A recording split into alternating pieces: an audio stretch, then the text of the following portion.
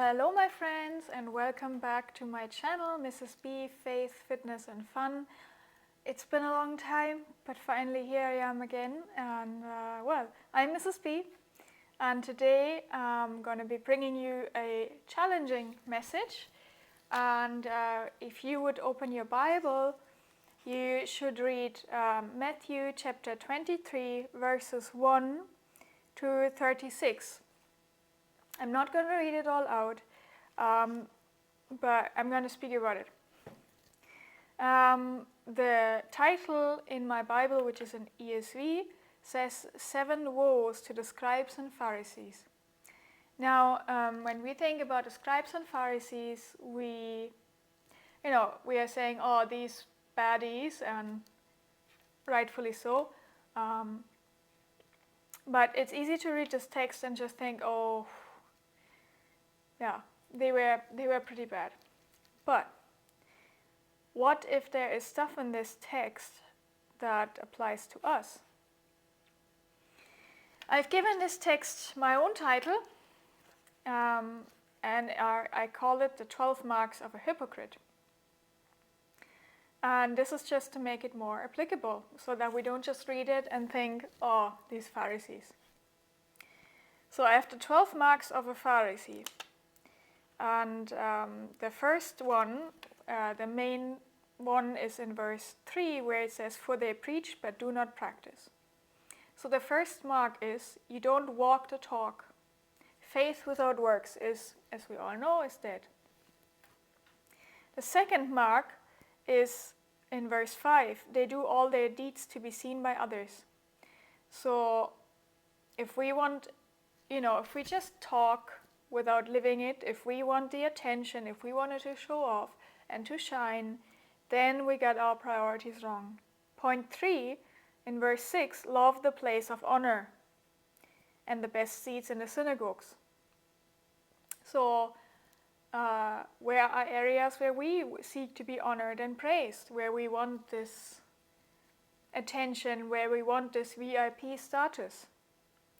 Number 4, but you're not to be called rabbi, but you have one teacher and you're all brothers. So are we people that seek status and that seek titles? Because that's what the Pharisees did, that's what hypocrites do, and it comes natural to us. Number 5, the greatest among you shall be your servant. Whoever exalts himself will be humbled, and whoever humbles himself will be exhausted. Sorry, that's verse 11 and 12. And if we are of Christ, then we have a serving heart, a humble attitude. Whereas the Pharisees, as well as hypocrites, they want to be served and they feel entitled. Number 6, in verse 13, for you neither enter yourselves nor allow those who enter to go in. So hypocrites, as well as Pharisees, they misrepresent Jesus, they misrepresent the truth to such a degree that they are being a hindrance and a blockage to other people and to other people's faith. Number 7, verse 15, for you travel across the sea and land to make one single proselyte. So hypocrites, they seek followers only. They want to make followers, people who follow them. A real Christian wants people to follow Jesus. But hypocrites, they seek followers, and they like to control, they like to have authority, and they like to have power. 8, woe to you blind guides who say, if anyone swears by the temple, it is nothing, but if anyone swears by the gold of the temple, he is bound by oath, and so on. So another mark is to make or to set unbiblical standards, unbiblical rules. Obviously the Pharisees were known to add laws to the law God had given. And people who like to have control and authority, they like to set up more rules because that gives them power over others.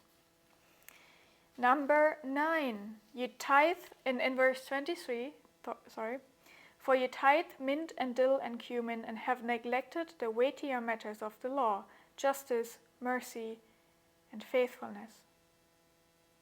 So that's a big one as well. It's this really narrow-mindedness on the man-made rules. It's also going into the legalistic direction, and it's neglecting what actually matters. Justice, mercy, and faithfulness. That's what counts, and not tithing the mint, the dill, and the cumin. Then in verse 10, point 10, verse 25, clean the outside of the cup of the plate, inside they are full of greed and self-indulgence. So hypocrites, and I mean that's the typical sign is that hypocrites pretend to be super holy, shiny on the outside, dirty on the inside, but the dirt inside is they try to cover that up. They neglect their own proper sanctification. They think of themselves as higher, better, holier, etc. They are hiding their sins, and therefore they're being harsh, hard-hearted. They look down on others. They're merciless and judgmental. So, point 11 is again, so you build tombs of the prophets and decorate the monuments of the righteous and so on.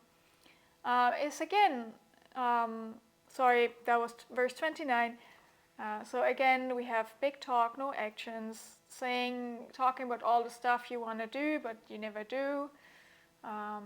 You never intend to do that, but you just, you talk. And at the 12th point, we find that up from 32 following, 33 and 34 is what I'm going to read. Therefore I send you prophets and wise men and scribes, some of whom you will kill and crucify, some of whom you will flock in your synagogues and persecute from town to town. And that's the last mark of a hypocrite, is that hypocrites, they disregard and even outright reject those who are speaking the truth, and obviously the truth itself. They are not correctable, they are not humble, because a humble spirit is a correctable spirit, but they are arrogant. They cannot take criticism, they can't admit they are wrong. Now, these are the 12 marks of a hypocrite, and I think we all should be convicted there, because none of us is perfect, and all these tendencies are in us because of our own sinful nature. We need to acknowledge that we need Christ and His grace to overcome these things and to not act on our natural tendencies, because honestly, we want to be authentic, we want to be real Christians.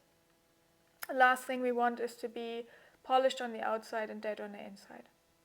We want to be truly saved, non-hypocritical, authentic Christians.